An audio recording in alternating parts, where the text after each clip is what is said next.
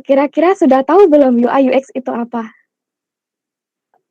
Oke, buat teman-teman yang belum tahu dan sudah penasaran dengan materinya, habis ini akan disampaikan langsung materi UI UX fundamental oleh Mas Aan Ragil Julianka. Mas Aan ini tentunya sudah expert ya di bidang ini. Beliau adalah UI UX di Akin dan UI Lead di Sabuan Studio. Dalam acara kali ini juga ada sesi Q&A. Jadi buat teman-teman yang mau bertanya nanti langsung aja di kolom chat ya. Baiklah, karena pematerinya sudah siap, saya persilahkan Mas Aan untuk memulai materinya.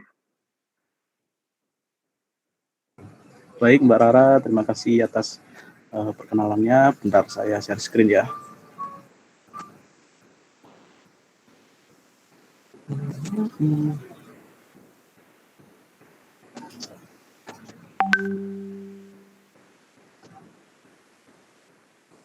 Apakah sudah kelihatan teman-teman? Ya, sudah Mas. Nah, baik, terima kasih teman-teman atas waktunya menghadiri sesi sharing-sharing tentang fundamental UI UX design. Akan saya mulai. Assalamualaikum warahmatullahi wabarakatuh. Salam sejahtera buat semuanya. Pada kesempatan kali ini saya akan sharing-sharing mengenai fundamental UI UX design yang saya dapatkan selama ini. Nah, perkenalkan, nama saya Aan Ragil Julianko, salah satu alumni PENS juga, dan sekarang berprofesi sebagai UX designer dan icon designer buat side job. Nah, sekarang saya bekerja di Akin sebagai full-time remote designer. Nah, apa sih Akin itu? Akin yaitu salah satu agensi desain di Singapura. Jadi saya selama ini remote selama 8 jam. Full time remote selama 8 jam dan sebagai part time di Sabuan Studio. Sabuan Studio ini saya bersama 8 orang lain membangun Sabuan pelan-pelan semenjak Maret 2020 ini, dan sekarang menghandle beberapa klien baik dari lokal maupun luar negeri. Nah, sebelum saya di Akin maupun di Sabuan, saya bekerja di LandX. LandX yaitu salah satu startup fintech yang berada di Jakarta. LandX yaitu sebuah perusahaan crowdfunding yang bergerak pada bidang pembelian properti saham. Dan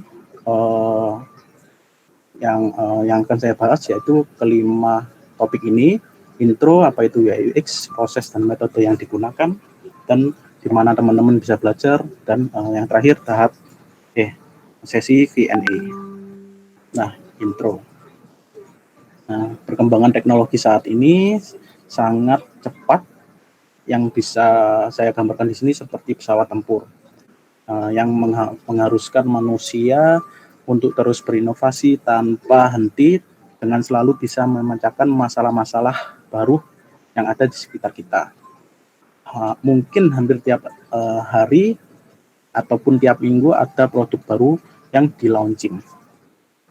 Dampaknya banyak startup besar maupun bisnis-bisnis baru yang saya bisa contohkan di sini seperti Tokopedia, Gojek, Grab, Tiket.com, Traveloka, Bukalapak, dan Shopee, dan masih banyak lagi di level medium maupun early stage. Lalu dampak lain yaitu munculnya profesi-profesi baru seperti pada slide ini. Jadi dulu mungkin 2010 jobnya masih web designer, tapi pada tahun ini banyak seperti pada contoh yang di kanan, banyak berkembang sebagai variasi dan bisa menjadi tumpuan orang-orang anak-anak muda untuk mencari pekerjaan seperti product design, UX architect, UX researcher, information architect, content strategis, UX designer, interaction, UI visual, UI developer, UI full stack, dan graphic design. Nah, berikut gambaran kerjaan yang biasanya ada di tim UX baik secara di startup maupun di agensi. Sorry. Nah, apa sih UX itu? UI UX itu teman-teman. Nah, secara singkat, UI adalah apa yang dilihat oleh user di suatu produk digital melalui layar atau screen. Dan UX secara singkat yaitu apa yang dirasakan oleh user sebagai pengguna dan bagaimana produk itu bisa dipakai oleh user dengan mudah. Nah, biasanya ini kan tergolong baru 5 tahun belakangan sedang booming. Nah, biasanya di Google banyak dicari. Nah, ternyata UI UX itu sudah ada sejak zaman dahulu yang kalau kita perhatikan, tentunya ibu kita sudah menerapkan UI UX seperti pada gambar yang slide ini. Jadi saya sertakan 4 gambar pada slide ini sebagai contoh. Setelah itu saya bagi menjadi 2, seperti gambar sebelah kanan yaitu menata bumbu-bumbu dapur secara rapih, urut, efisien dan mudah dicari saat kita cari dan dibutuhkan. Yang sebelah kiri adalah KonMari metode dari Maria Kondo dari Jepang yang dengan cara berdasarkan kategori bukan berdasarkan lokasi, bisa dimulai dari pakaian, buku-buku, kertas, barang-barang lain hingga barang-barang sentimental. Jadi secara tidak sadar UX pun sudah ada sejak zaman dulu maupun di kehidupan kita sehari-hari. Nah, apa sih itu user experience? Lalu apa perbedaan UX dan UI itu, teman-teman? Nah, mungkin teman-teman sudah tahu lah sedikit-sedikit tentang UX dan UI. Jadi nanti akan saya bahas dan kita diskusikan di sesi Q&A. Nah, sebagai contoh, seperti terlihat pada slide ini, ada 2 botol tomat. Jadi sebelah kiri UI itu intinya mendesain produknya dan UX-nya mendesain pengalaman pengguna. Jadi kalau digabungkan menjadi interaktif excellent. Contohnya kayak seperti ini. Nah, pada gambar kiri atas UI-nya atau tampilan botol saus tomatnya kan bagus, teman-teman. Tapi waktu digunakan UX dalam UX sangat membuat user kesusahan jika sausnya sedikit ataupun sedang gitu. Terus yang contohnya pada gambar kedua atas itu botol saus tomat lebih biasa aja di UI atau di tampilan bentuknya, tapi di UX sangat memudahkan pengguna saat menuangkan saus gitu. Nah, ini gambaran singkat. Jadi UI pun merupakan bagian kesatuan dari UX gitu, teman-teman. Jadi intinya UI UX itu selalu bersama, jadi nggak bisa dipisahkan gitu. Nah, ini beberapa roles kalau di bidang UX. Jadi ada interaksi desain, jadi interaksi antara manusia dan produk digital. Terus setelah itu ada wireframing dan prototyping, jadi dasar-dasar dari saat kita membuat produk. Ada information architect, ada user research, dan skenario. Dan pada bagian UI ada visual design, colors, graphic design, layout, dan tipografi. Nah, semua ini masuk di bidang UI design. Jadi kalau satu kesatuan ini, teman-teman. Setelah itu, nah apa sih user centered design itu? Nah, ini yaitu proses yang menguraikan tahap-tahap desain di mana kita sebagai desainer UX fokus kepada pengguna dan apa yang dibutuhkan mereka dalam produk kita. Jadi dalam tahap user centered design ini, tim desain harus melibatkan pengguna dalam dan selama proses desain dengan melalui berbagai tahap maupun metode penelitian dan teknik-teknik desain bertujuan untuk menciptakan produk yang sangat berguna dan dapat diakses dengan mudah oleh calon pengguna maupun pengguna produk kita. Nah, yang kedua yaitu human computer interaction. biasa disebut HCI, merupakan sebuah pembelajaran mengenai desain dan penggunaan interaksi antar manusia dan komputer, yaitu salah satu bidang multidisiplin yang berfokus pada teknologi desain komputer dan khususnya interaksi antara manusia dan komputer. Meskipun pada awalnya HCI ini hanya berkaitan dengan komputer, namun semenjak perjalanan itu hingga sekarang, HCI itu berkembang mencakup hampir semua teknologi informasi yang ada saat ini. Mas monggo Mas disekecaken Mas. Iya, salah satu. Nah, setelah itu berikut evolusi dari UX design. Jadi sebelum istilah UX design ada, yang ada istilah HCI dan berkembang menjadi UX design.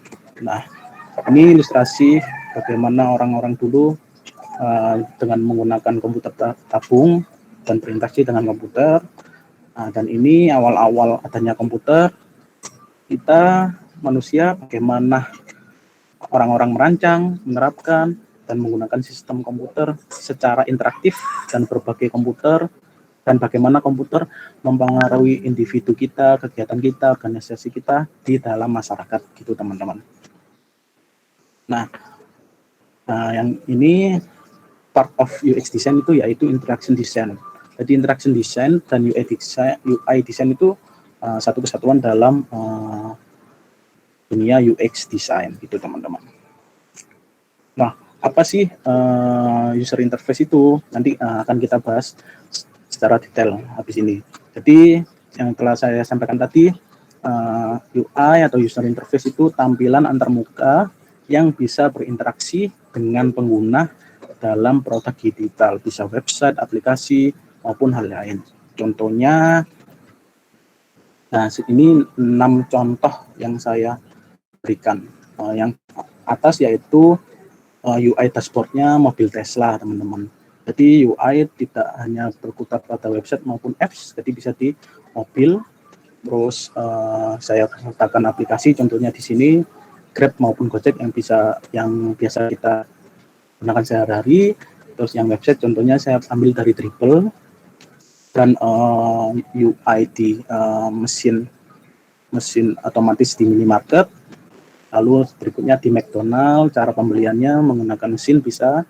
Jadi UI design kalau sudah level expert bisa mendesain di bagian mesin ini. Terus setelah itu UID, yang terakhir UID mesin kasir. Nah, jadi teman-teman tidak harus berkutat di website maupun aplikasi ya.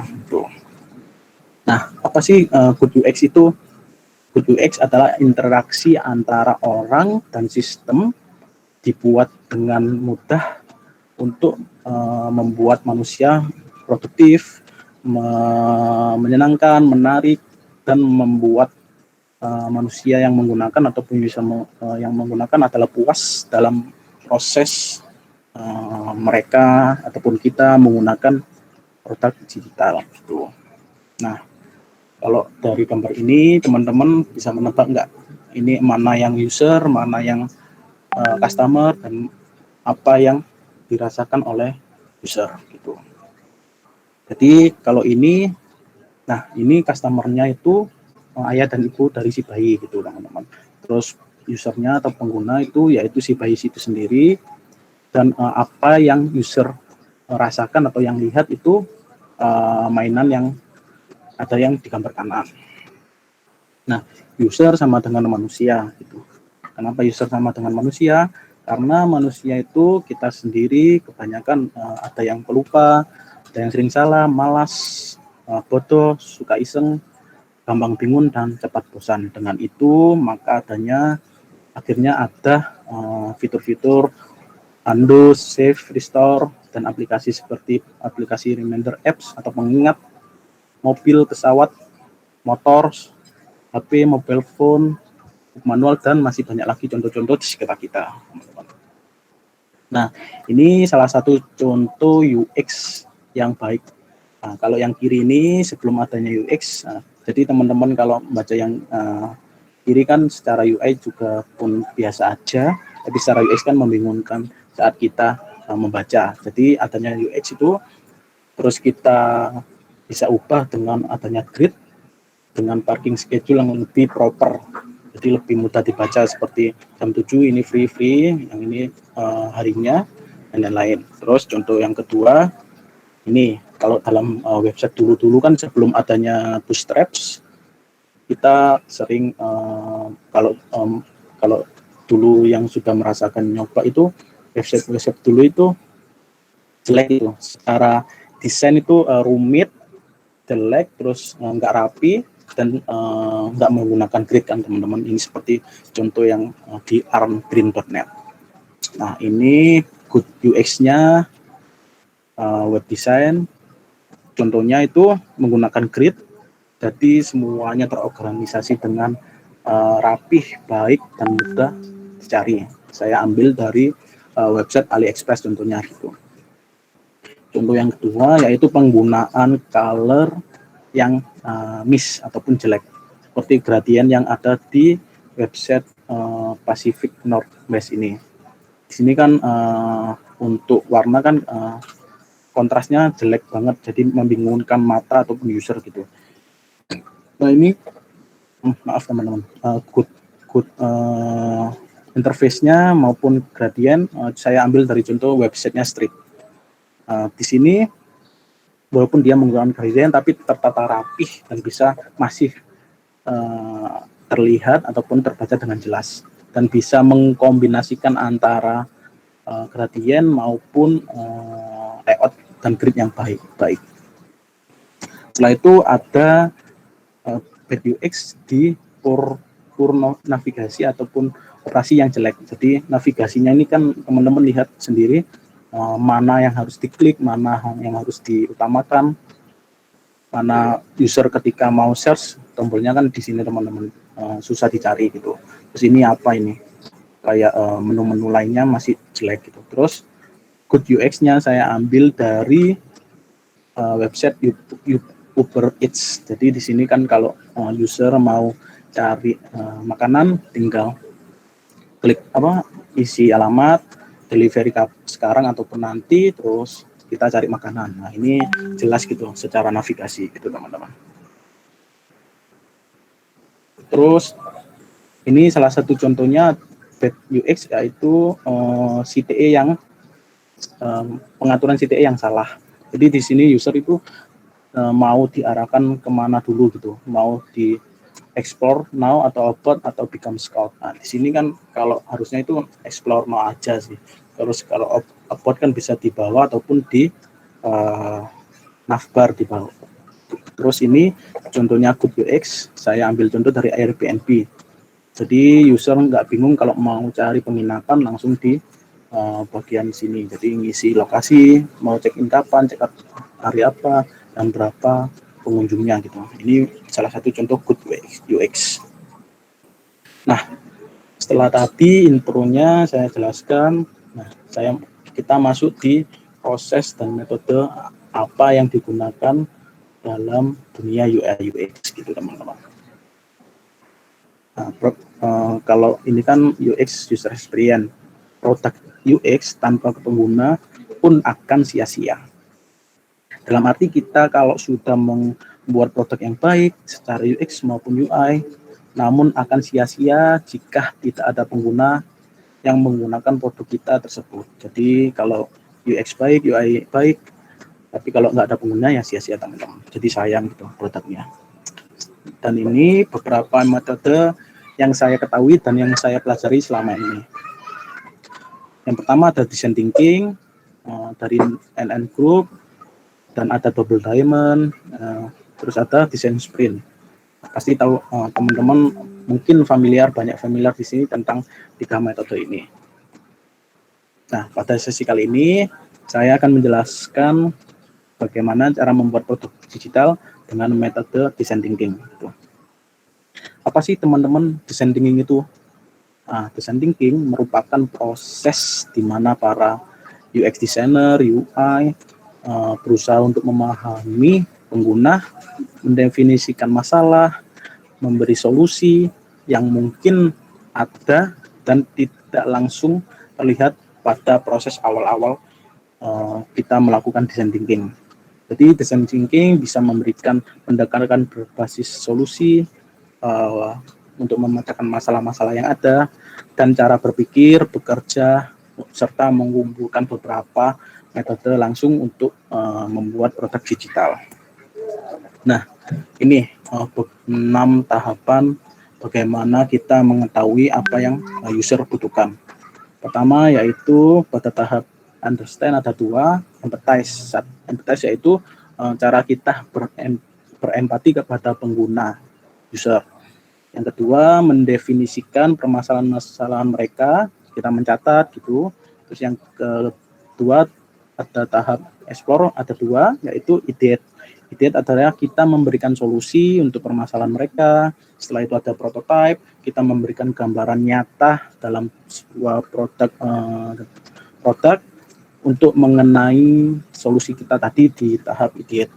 Terus setelah prototype, kita melakukan tes untuk mendapatkan umpan balik untuk memperkaya solusi-solusi kita buat memperbagus produk kita ataupun mengimprove desain kita gitu. Dan tahap terakhir adalah implementasi solusi dalam bentuk nyata yang sudah jadi gitu. Terus yang pertama empathize. Jadi di sini empathize ini saya ambil contoh pada case Airbnb. Jadi ini 3 orang ini pendiri Airbnb, teman-teman. Nah, ini kan salah satu tampilan website Airbnb dulu gitu. Jadi kita mau menyewa penginapan di Airbnb, tinggal klik dan kita cari gitu. Nah, awalnya yang saya baca itu pendirinya yaitu tadi si Brian Chesky ini, dia menyewa apartemen dan dia tinggal di situ untuk melakukan atau merasakan experience secara langsung pada produk Airbnb-nya sendiri gitu, teman-teman. Terus bagaimana sih kita membangun good empathy itu? Jadi ada 3 cara. Setelah ini saya jelaskan. Pertama, melihat ke internal dulu. Jadi kita menanyakan tim kita yang terlibat maupun tim lain di divisi lain gitu. Terus caranya kita melibatkan teman-teman di satu tim ataupun melibatkan stakeholder untuk menjawab. Kita melakukan stakeholder interview. Pertama, goals apa dari bisnis dan kegiatan yang akan kita lakukan bersama ke depan dengan produk ini. Visi ke depannya seperti apa, mau kemana, arah kemana, terus mau dibuat apa, itu teman-teman. Terus yang ketiga, siapa target penggunanya, seperti target umur, target pekerjaan, berapa jumlah pengguna, dan lain-lain. Terus kita harus melihat siapa kompetitor kita, baik yang sebidang maupun ke bidang lain. Terus yang kelima, hal teknis apa yang menjadi kendala saat kita membangun produk digital. Terus yang kita butuhkan dan lain-lain gitu, teman-teman. Terus yang kedua, melihat keluar baik ke kompetitor maupun inspirasi dari luar. Nah, ini biasanya saya dulu menggunakan competitive analysis, melihat apa yang ada di luar, tren desain maupun tren bisnis, kompetitor kita melakukan apa, ataupun konsep yang sejalan dengan produk yang kita sedang bangun. Pertama, mengidentifikasikan apa yang ada di luar, seperti bagaimana cara produk mereka bekerja, bagaimana komunikasi, branding mereka gimana, teknologi yang digunakan gimana, dan lain-lain. Kita bisa mencari-cari lah, identifikasi apa yang bisa kita tarik buat produk kita gitu. Setelah itu kita mereview dan bandingkan produk mereka, kompetitor mereka baik sebidang maupun enggak dengan produk kamu ataupun produk kita sendiri gitu. Setelah itu kita dapatkan ekstraksi yang kita adopsi dari mereka. Jadi untuk mengimprove pada tahap ini mengimprove desain maupun mengimprove solusi yang bisa memecahkan masalah yang kita dapatkan gitu teman-teman. Nah, contohnya Gempau mengadopsi cara kita memelihara hewan sehari-hari gitu. Seperti di Gempau kan teman-teman yang sudah pernah mencoba kan seperti bisa memberi makan, minum, terus memberi obat ke dia jika sakit, terus dia paunya bisa sakit, terus bisa membeli maupun mandi gitu. Nah, yang kedua, nah ini yang cara kita melihat kompetitor lain di lain bidang. Di McDonald mereka mengadopsi F1 pit stop. Jadi mereka membuat cara pembelian lain dengan drive-thru namanya.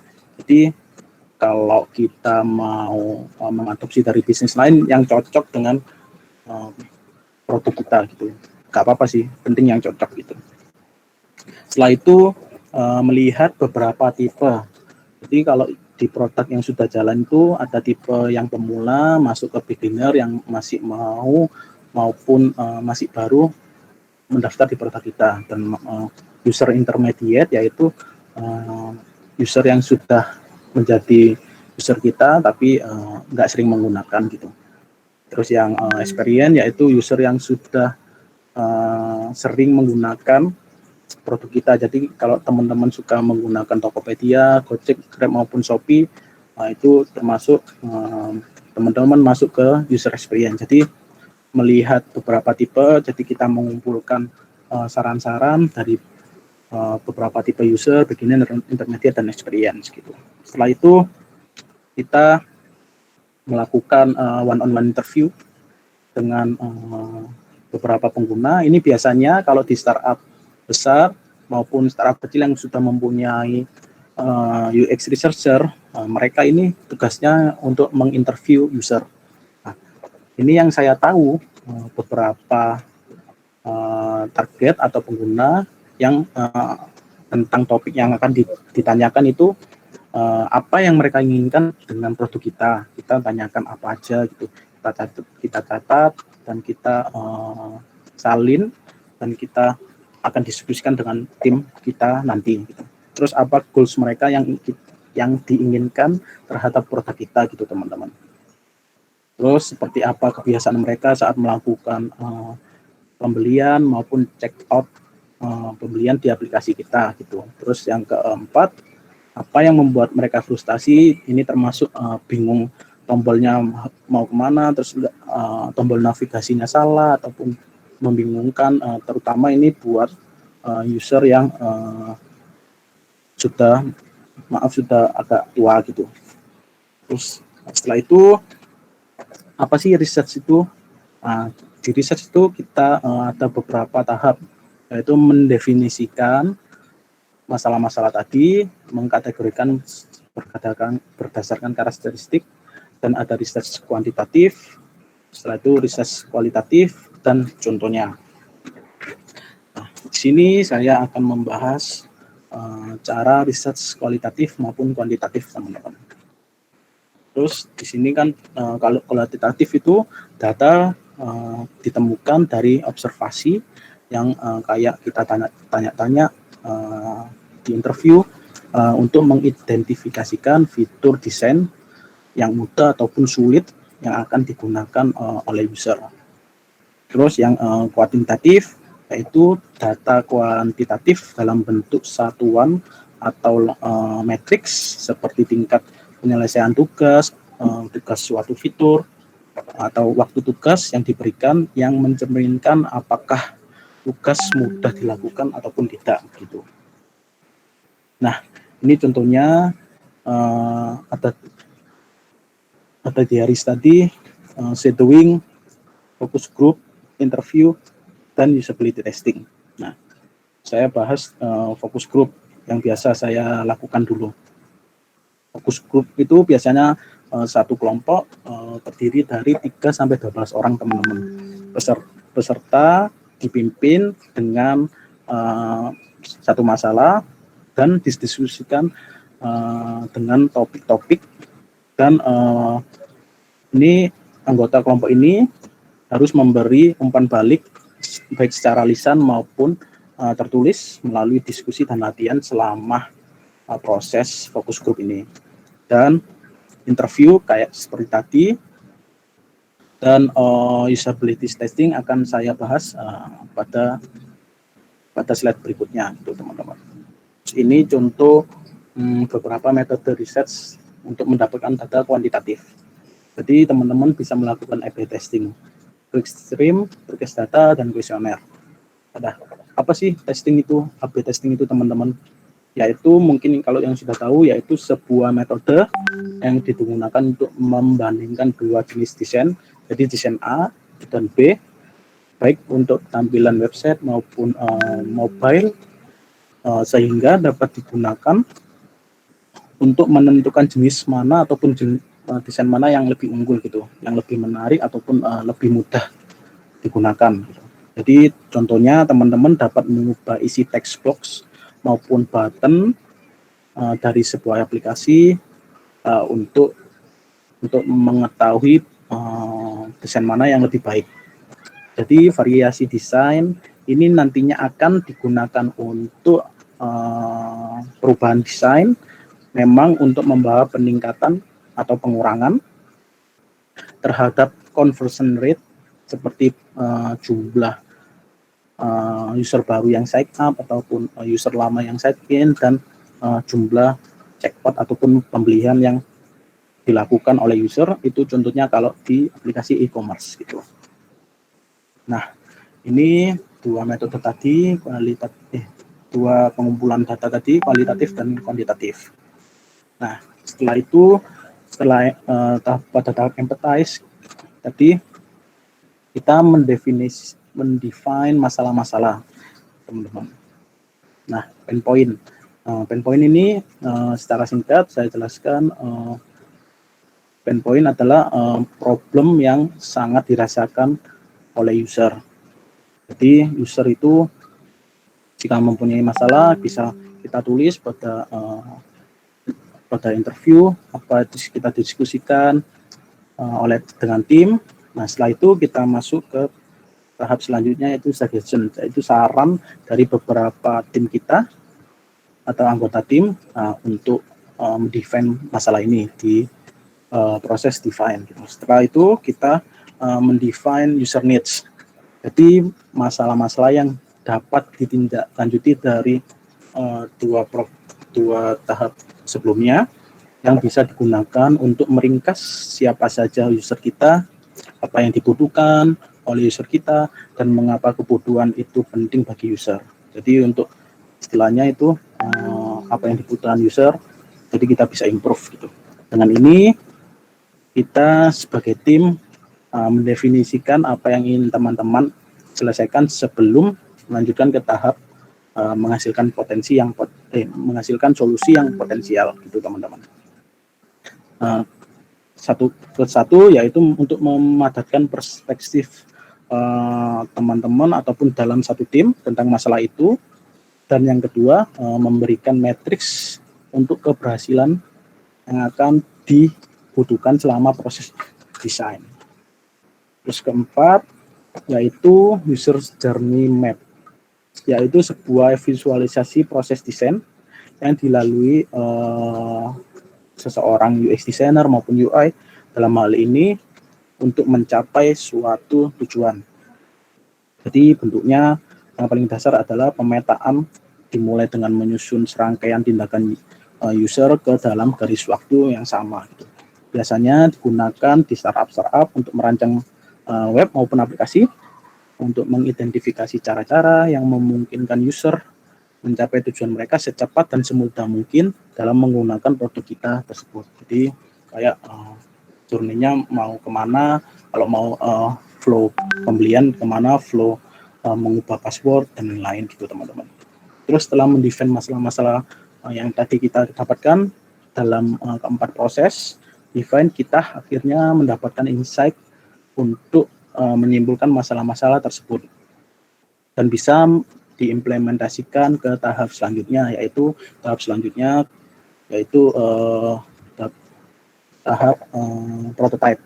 Setelah prototype edit, setelah tahap define tadi mengenai proses define, kita lanjut ke proses ideasi. Jadi di proses ideat atau ideasi ini ada ratusan metode ideasi. Metode-metode ini biasanya hanya diganti maupun diperbarui dan diadaptasi dari metode sebelumnya dan dengan teknik-teknik mendasar begitu teman-teman. Berikut saya sertakan metode dalam ideasi. Nah, ini kan di slide ini kan banyak metode-metode buat ideasi kan teman-teman. Nah, dalam sharing kali ini saya akan membahas proses ideat atau ideasi dari lima cara tersebut. Pertama, Crazy X, kedua brainstorming, ketiga sketch, keempat user flow, dan yang terakhir wireframe atau wireframing. Nah, ini salah satu gambaran singkat bagaimana proses kita mendesain aplikasi kita yang pertama. Jadi pada tahap low fidelity ada tahap sketch. Jadi teman-teman bisa menggambar sketch atau kerangkanya di kertas dengan menggunakan pensil, terus lanjut ke wireframing menggunakan aplikasi software design. Terus kedua masuk ke tahap medium fidelity seperti mockup, jadi sudah ada gambar, sudah ada warna, sudah ada data button dan lain-lain. Setelah itu masuk ke tahap high fidelity, sudah masuk ke tahap prototype. Jadi desain kita sudah bisa berinteraksi, jadi bisa ada animasinya, pergerakannya, mau kemana, flow-nya sudah jelas gitu teman-teman. Nah, ini cara pertama, Crazy Edge. Nah, Crazy Edge itu biasanya kalau di startup itu maupun di agensi kita menggunakan kertas dengan dilipat menjadi 8 bagian gitu. Biasanya kita hanya cuma satu screen dan diberikan waktu 8 menit untuk membuat sketsa ide beberapa screen ide. Nah, ini Crazy X ini salah satu metode inti dalam proses desain sprint teman-teman. Untuk bertujuan untuk latihan cepat, kita mendapatkan ide maupun layout yang baru gitu. Terus sasarannya untuk mendorong melampaui ide pertama yang mungkin biasa aja dan seringkali merupakan ide yang paling tidak menarik dan inovatif dan bisa menghasilkan berbagai macam solusi ke depan. Nah, ini berikut beberapa Crazy X. Dan cara kedua pada tahap ideat yaitu brainstorming. Nah, biasanya di startup itu yang paling populer menggunakan sticky note. Jadi tiap anggota tim dikasih masalah, biasanya gitu teman-teman, dan diberi sticky note. Biasanya kalau anggota ataupun satu anggota harus memberi ide maupun solusi, terus ditempelkan di tembok maupun di kaca gitu teman-teman, dan langsung dibahas secara langsung dalam proses brainstorming ini. Brainstorming bertujuan untuk meletakkan masalah yang ingin diselesaikan dan mengidentifikasi tujuan dari solusi yang mungkin akan didapatkan nantinya. Biasanya kita bersama-sama biasanya ada waktu sebelum ataupun sesudah meeting pagi. Kita, kalau dulu saya di LandX itu ada proses brainstorming antara UX, UI maupun developer gitu. Jadi kita bersama-sama nempelkan di tembok gitu teman-teman. Terus the sketch. Nah, tahap sketch ini merupakan salah satu proses UX untuk mendapatkan ide dengan cara membuat bentuk kerangka di kertas maupun di mana terserah teman-teman menggunakan pensil secara manual, memungkinkan untuk kita bisa mengusulkan, mengeksploitasi, menyempurnakan, dan mengkomunikasikan ide kita ke teman-teman tim kita gitu. Sketch juga dapat digunakan sebagai cara untuk memecahkan masalah-masalah dalam mendesain sebuah aplikasi digital gitu teman. Bisa website, jadi sketch itu bisa secara sketch kasar maupun sudah detail, ada kayak icons, kayak contoh di slide ini. Nah, setelah itu ada user flow. User flow merupakan alur pengguna maupun user yang menggunakan aplikasi kita, yang bisa diambil pada proses kita mengetahui user apakah kebingungan, apakah dia menyelesaikan fitur itu dengan cepat ataupun jalur itu, dan membawa mereka user ini ke titik contohnya kalau kita membuka aplikasi Gojek mau membeli GoFood itu kan kita klik terus kita masuk welcome screen, kalau belum daftar terus kita mencari GoFood, terus mencari makanannya, terus detailnya, terus kita setuju ataupun mencari promo, dan kita check out, terus kita menunggu Pak GoFood-nya mengirim ke tempat kita gitu. Jadi secara singkat ini adalah serangkaian user untuk menuju hasil yang sukses ataupun tindakan akhir seperti membeli GoFood tadi gitu. Terus ada tahap reframing. Nah, tahap reframing ini biasanya cuma simple dan hanya menggunakan 2 warna gitu teman-teman. Nah, cara ini yang digunakan desainer UX yang memungkinkan mereka untuk menentukan dan merencanakan hierarki secara runtut dari informasi-informasi desain mereka untuk produk kita gitu, tanpa gangguan warna, teks, jenis huruf maupun lain gitu. Nah, reframing ini memungkinkan para desainer merencanakan tata letak, layout, grid untuk interaksi antarmuka mereka atau biasa disebut low fidelity sebelum masuk ke tahap medium maupun high fidelity. Jadi kalau wireframing sudah lengkap masuk, terus kalau tahap selanjutnya seperti tahap prototype ini lebih cepat gitu. Jadi tahap prototype di sini saya ada 3 gitu yang saya ketahui. Pertama, paper prototyping, yaitu menggunakan metode prototype menggunakan kertas, jadi manual gitu teman-teman. Terus kedua yaitu Wizard of Oz, terdapat orang di belakang layar. Dan yang ketiga clickable prototype, menggunakan software prototype yang ada pada saat ini seperti Adobe XD, Figma dan lain-lain. Nah, ini contohnya kalau paper prototyping. Jadi di kertas terus ada mockup aplikasi, jadi kita ngeprint, terus kita menggambar, terus kita kalau mau interview dengan paper prototype ya mungkin kekurangannya adalah stepnya banyak dan biasanya feedbacknya kurang akurat, jadi karena kurang detail kan. Jadi biasanya itu pakai manual tangan itu di interview. Dan ke positifnya yaitu nggak mahal, jadi cuma ngeprint terus kita gambar, terus meningkatkan kreativitas kita dalam sketsa pada paper prototyping ini. Terus yang kedua, nah ini dulu banget sih, awal-awal komputer. Jadi sistem ini sudah nggak ada lagi dan mungkin tidak digunakan.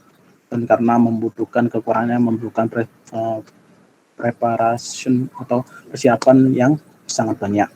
Jadi Wizard of Oz ya ini yaitu proses memungkinkan pengguna berinteraksi dengan komputer antarmuka gitu tanpa mengetahui proses di belakangnya. Padahal yang di kanan ini ada manusia yang diminta untuk di belakang layar yang menarik tuas dan membalik saklar. Nah, jadi awal-awal seperti ini teman-teman. Nah, yang ini yaitu cara yang sedang dan banyak maupun populer dilakukan saat ini, yaitu clickable prototype.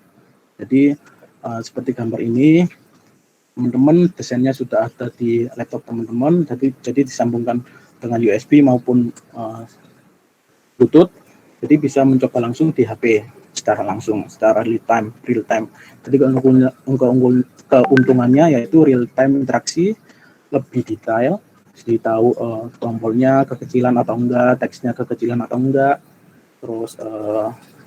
terus cara input kita kayak input password maupun cara kita membeli gitu. Terus lebih akurat karena real seperti produk jadi, ada warnanya dan lain-lain.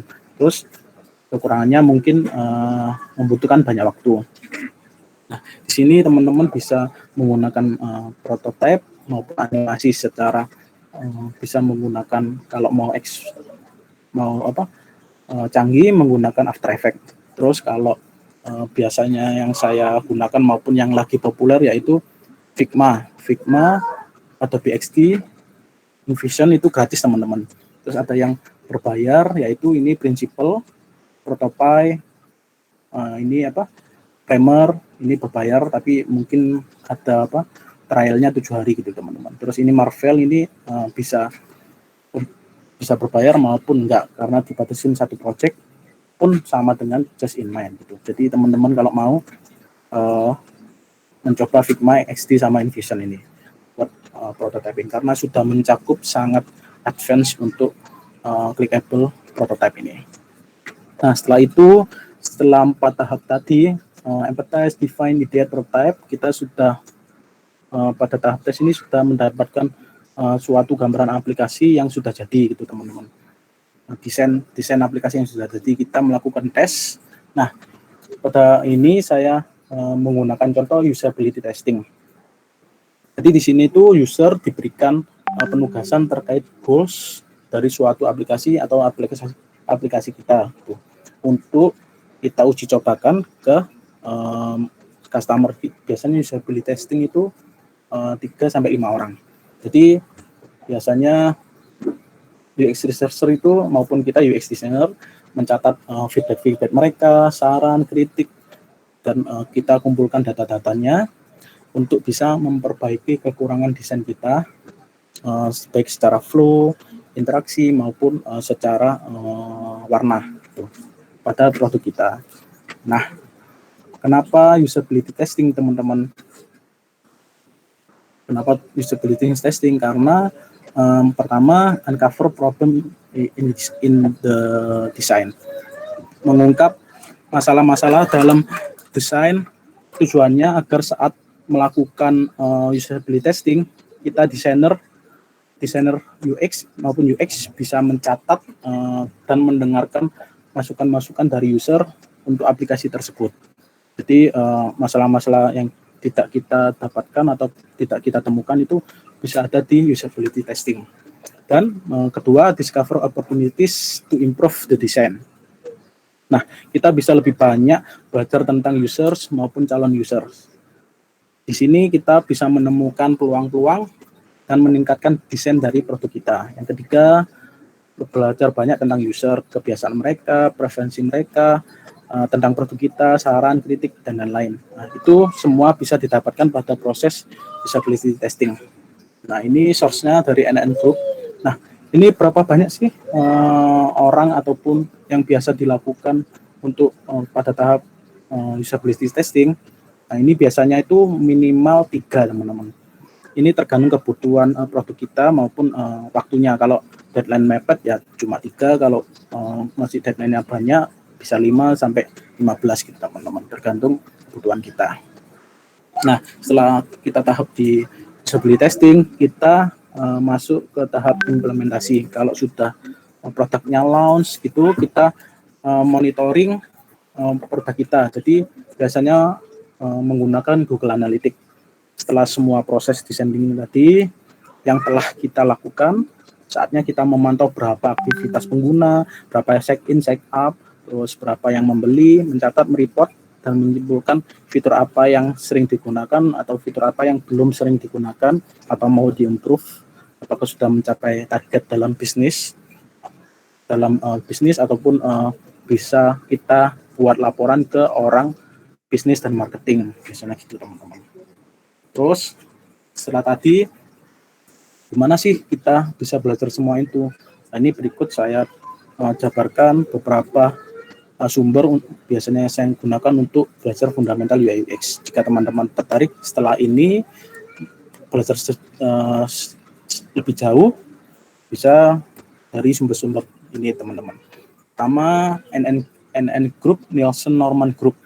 Yang kedua ada YouTube, Ketika Interaction Design Foundation, Medium, UX Movement, Law of UX, Instagram maupun Spotify. Nah, ini kenapa saya dari tadi menotis Nielsen Norman Group, karena pendiri ini adalah Pak Don Norman, yaitu salah satu pencetus apa itu UX. Jadi istilah UX itu beliau. Jadi ini merupakan salah satu sumber favorit UX designer untuk belajar maupun mendefine cara-caranya. Dan ini yaitu lengkap sih menurut saya teman-teman di Nielsen Norman Group ini. Mungkin nanti bisa dicek setelah ini.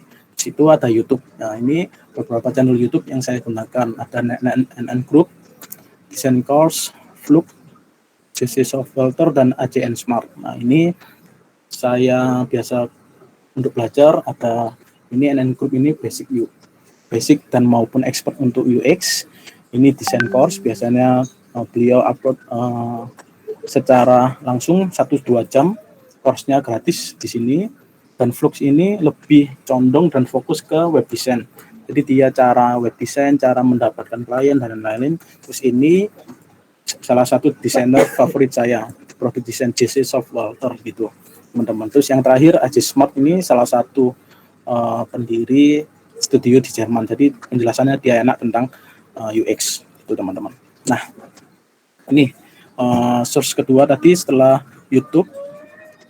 Source ketiga setelah Nielsen Norman Group dan YouTube adalah IDF, Interaction Design Foundation, yaitu website untuk teman-teman belajar dari UX expert seperti profesor-profesor dari luar dan bisa mengikuti course di dalamnya. Jadi di sana saya biasanya cari yang gratisan, soalnya agak mahal teman-teman. Terus ada artikel-artikel yang lengkap di sini. Terus yang keempat adalah saya biasanya favorit saya di Medium, di bagian uxplanet.org. Ini ada di Medium teman-teman. Nah, di sini banyak praktisi UX yang membuat study case maupun sharing-sharing mengenai tips-tips, terus best practice di startup maupun di company besar. Jadi teman-teman bisa search setelah ini. Nah, yang kelima yaitu UX Movement. Jadi ini saya suka karena lebih membahas tentang komponen-komponen UX di dalam desain. Jadi lebih ke best practice. Jadi dia membandingkan dua desain gitu teman-teman. Terus, nah ini law of UX. Jadi di sini membahas hukum-hukum UX dalam dunia UX secara runtut, detail, menarik, hingga membahas kebiasaan user memakai aplikasi-aplikasi, dan kita desainer dituntut untuk membuat produk yang mudah, nyaman digunakan oleh user. Nah, ini beberapa capture yang saya screenshot. Yang pertama ada aesthetic visibility effect. Jadi di sini membahas pertama tentang estetiknya, terus hingga nanti pada chapter 20 Zeigarnik effect. Jadi teman-teman bisa cek di lawofux.com. Nah, yang ke berapa tadi? 6. Kenapa ada Instagram? Karena di sana menurut saya banyak akun-akun para desainer yang senior maupun expert maupun komunitas baik dari luar maupun dalam negeri yang biasanya request dengan cara membuat microblog.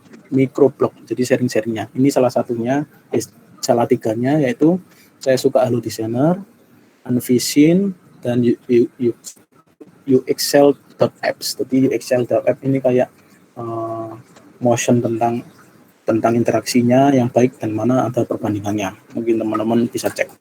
Nah, yang terakhir ada Spotify. Ini berikut list podcast yang saya suka dan rekomendasikan untuk belajar UX maupun UI, karena biasanya ada wawancara, terus tanya jawab, terus bagaimana kehidupan UX designer baik di luar negeri maupun dalam negeri. Terus yang ini dua ini dari luar negeri semua. Terus ini dari Indonesia yang saya suka ada Bang Boris Hasian, terus Dunia Dalam Desain, terus ada Desain Detail, teman-teman bisa cek. Nah, ini source yang saya gunakan pada aplikasi saat ini, Nielsen Norman Group, Sally buat 3D Illustration, Sub1 Interaction Design Foundation, dan UX Movement. Dan ada yang terakhir Law of UX gitu teman-teman. Nah, terima kasih atas teman-teman waktunya pada sharing session kali ini. Kita masuk ke sesi tanya jawab. Ya, terima kasih teman-teman. Terima kasih Mas Aan. Wah, mantap banget nih materinya. Sekarang kita masuk ke sesi Q&A ya bagi teman-teman yang mau bertanya. Oh, ini udah ada yang bertanya nih. Ya, yang pertama dari Jamal Ma'ruf, STMIK Tasikmalaya. Kak, apakah ada tips untuk membuat portofolio agar dilirik dan menjadi nilai tambah dalam proses melamar kerja? Silahkan Mas Aan. Siap-siap. Kalau saya dulu itu awal-awal masuk dunia UX itu sekitar tahun 2017 akhir. Jadi saya waktu masa-masa tugas akhir di PENS itu saya sudah menyiapkan lah. Dulu masih belum terlalu booming sih, jadi masih ada web designer, istilah web designer dan graphic designer aja. Terus setelah itu, setelah adanya startup seperti Gojek, terus ada istilah UI maupun UX itu, saya membuat portofolio ya, buat dilirik maupun sebagai nilai tambah itu saya membuat di Behance. Jadi di Behance kita bisa menjabarkan proses kita mendesain, terus apa langkah-langkah kita gitu Mas Jamal. Terus kalau bagaimana bisa dilirik itu kalau di Behance itu teman-teman bisa sering upload, terus bisa tahu branding kita mau fokus di icons, ilustrasi, UI maupun UX gitu teman-teman. Terus kalau mau dilirik itu harus konsisten sih. Jadi kayak pamer, istilahnya pamer membranding diri di Instagram, Behance, Dribble dan lain-lain. Kayak kita memberitahu bahwa kita mempunyai skill ini dan kita tahu potensi perusahaan mana yang bisa kita apply maupun lamar gitu. Ataupun kalau teman-teman portofolionya bagus bisa langsung dilamar perusahaan. Jadi kita hanya langsung interview, terus desain test, terus interview terakhir dan lolos gitu teman-teman. Itu sih. Baik Mas, untuk pertanyaan selanjutnya yaitu dari Noval UIN Jakarta. Bagaimana membuat case study untuk portofolio sebagai UI UX designer dan bagaimana cara kita melakukan design thinking dengan segala research yang perlu dilakukan untuk case study kita? Apakah kita butuh menginterview orang lain atau kita bisa mengasumsikan diri kita sebagai user? Silakan Mas. Baik. Ini bagaimana membuat study case untuk portfolio sebagai UI UX designer. Kalau biasanya sih Mas Novel Fadriansyah bisa lihat baca-baca dulu di Medium. Nah, biasanya itu kebanyakan kalau orang Indonesia ataupun yang mau fokusnya itu bisa revamp aplikasi maupun website yang terkenal seperti revamp BCA maupun revamp tiket.com. Itu biasanya hanya satu flow Mas. Jadi kayak kita membuat flow baru ataupun mencoba-nyoba aplikasi itu, terus mencatat masalah apa yang kurang, kayak ini fiturnya kok gini sih, apa yang salah gitu. Terus dan bagaimana cara kita melakukan design thinking dengan segala research yang perlu dilakukan untuk case study kita. Itu kita seperti tadi yang saya jabarkan mungkin bisa mengikuti step-step tadi dan menginterview orang lain. Jadi kita kalau pada masa pandemi ini bisa meminta tolong teman-teman kita ataupun user kita untuk kita wawancarai, dan harusnya bukan asumsi kita sendiri sebagai desainer ya, gitu teman-teman. Jadi kita harus cari beberapa user maupun calon user gitu teman-teman.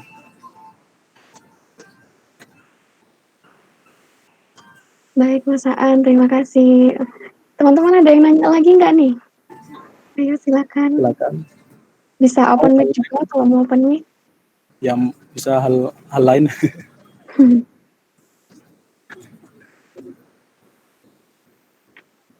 Ini teman-teman, mungkin Mas yang tadi siapa, Mas Jamal, ini bisa saya lihatkan portofolio Behance saya.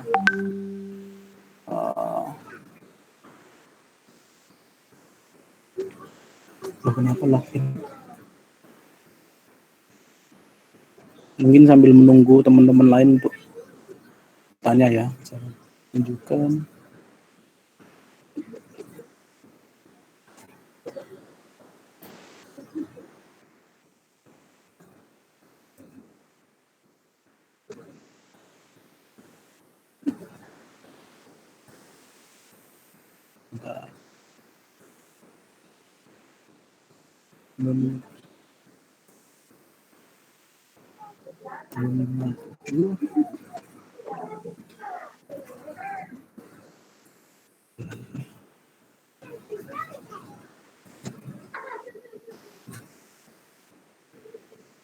Mungkin teman-teman mau bertanya lagi. Ambil.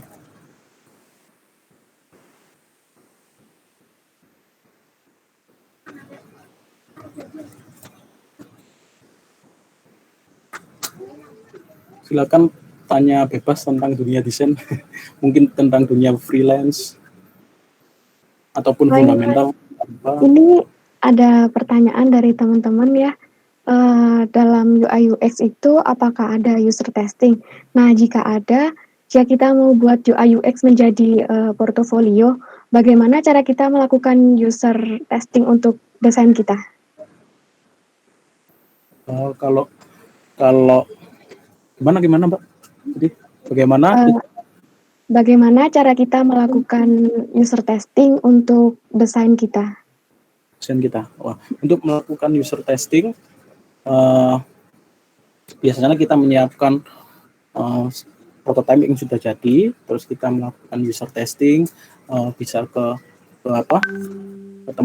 teman dekat maupun ke orang lain. Seperti kalau teman-teman mau revamp, kan biasanya kalau desain UI bank-bank Indonesia kan nggak terlalu bagus kayak BCA, BNI maupun lain-lain, itu teman-teman bisa revamp yang lebih bagus. Terus kita cari orang minimal 3, nggak apa-apa teman-teman. Terus kita catat, terus kita pakai metode-metode yang ada, terus kita buat presentasinya yang bagus, terus kita biasanya sih minta desainer, saran-saran desainer yang sudah senior, apa yang kurang dari presentasi maupun case study kita itu sih biasanya. Baik Mas, lanjut pertanyaan berikutnya. Bagaimana membuat tipografi yang bagus? Kalau tipografi itu sesuai, kita banyak mencoba sih. Kalau dalam istilah, kalau kita mau expert dalam satu bidang itu kan istilahnya harus 10.000 jam gitu. Jadi kalau mau jago di tipografi harus siap mengorbankan waktu untuk eksplorasi, terus desain, terus pamer di sosial media. Terus biasanya kalau tipografi kan banyak di poster, terus di UI ada, terus kita tanya-tanya apa yang kurang, minta feedback gitu dari teman-teman kita gitu. Ya walaupun awal-awal secara tipografi kita masih jelek, nggak apa-apa sih, nggak masalah. Penting kita selalu mencoba gitu sih. Banyak mencoba. Nggak ada hal lain selain mencoba terus sih, enggak. Ya, baik Mas, terima kasih. Lanjut ke pertanyaan berikutnya. Untuk skill set apa yang harus dimiliki UX designer di dunia kerja? Skill UX designer ya. UX designer skill kita memahami yang saya tahu ya, soalnya saya sekarang kan fokus di UI, UX walaupun di Akin UI UX, tapi saya fokusnya di UI. Skill yang saya tahu itu uh, lebih mengetahui bagaimana user merasakan, mengidentifikasi masalah, skill interview itu paling penting teman-teman. Terus setelah skill interview, cara kita menyusun pertanyaan interview itu secara baik, runtut, dan tidak membosankan atau membuat user bosan gitu saat interview. Apalagi kalau kita melakukan deep interview itu harus asik gitu pertanyaannya, jadi nggak terlihat user tertekan maupun bosan gitu teman-teman. Terus skill lain yaitu setelah skill interview, skill menyusun pertanyaan, terus kita skill melakukan presentasi tentunya buat menjabarkan ke orang UI maupun ke lead UX maupun UI gitu teman-teman. Yang saya tahu ya, soalnya saya bukan orang pure UX. Saya pure UI, orang UI. Kalau untuk interview selama pandemi ini gimana Mas cara melakukannya? Nah, kalau di Subban ya, interview kan kita lagi handle beberapa project baik startup lokal maupun dari luar negeri. Kalau yang luar negeri itu biasanya kalau interview itu kita menggunakan Google Meet. Jadi one on one interview, jadi kita meminta waktu user ataupun calon user, tapi dengan cara yang baik lah, maksudnya biasa lewat chat, WhatsApp, Telegram, Slack dan lain-lain, maupun lewat email gitu. Kalau interview one on one. Terus kalau cara lain kayak mengumpulkan data, mengirim itu menggunakan kuesioner, A/B testing dan lain-lain gitu sih, Mbak. Baik Mas, terima kasih. Ada yang lagi penasaran juga nih, kira-kira tren UI UX di tahun 2021 ini apa ya? Waduh, nggak tahu sih kalau itu. Sejujurnya nggak tahu kalau tren UI UX. Baik, terima kasih. Teman-teman kira-kira ada yang mau bertanya lagi?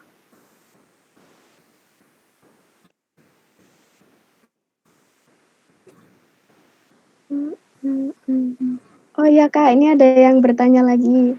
Saya Satar dari PENS, izin bertanya, dalam wireframing ada wireframing hi-fi dan low-fi. Nah, kapan pengguna yang tepat untuk low-fi dan juga hi-fi?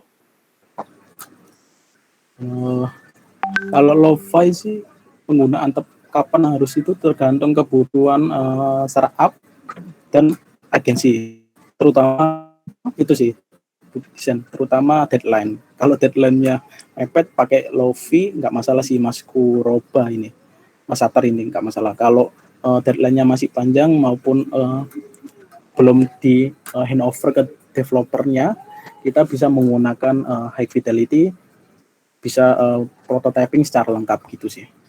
Jadi sesuai kebutuhan dan deadline yang penting itu sih. Baik Mas, terima kasih. Untuk mempersingkat waktu, sesi Q&A-nya bisa saya tutup. Baiklah, untuk Mas Aan, terima kasih atas waktunya sudah mau sharing di acara DSC PENS pada malam hari ini. Semoga kita bisa dipertemukan lagi di next kesempatan yang produktif seperti ini dan bisa bermanfaat buat teman-teman yang pengen belajar. Sebelum saya tutup, mari kita foto bersama. Buat panitia yang bertugas, dipersilakan.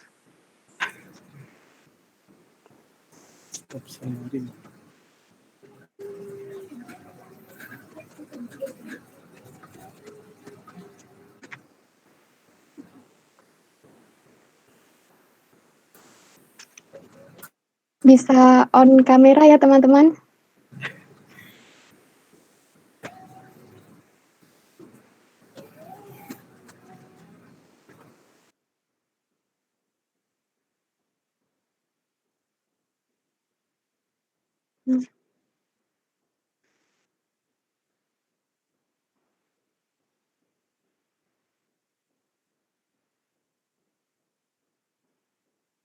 Sudah Mbak Lucy?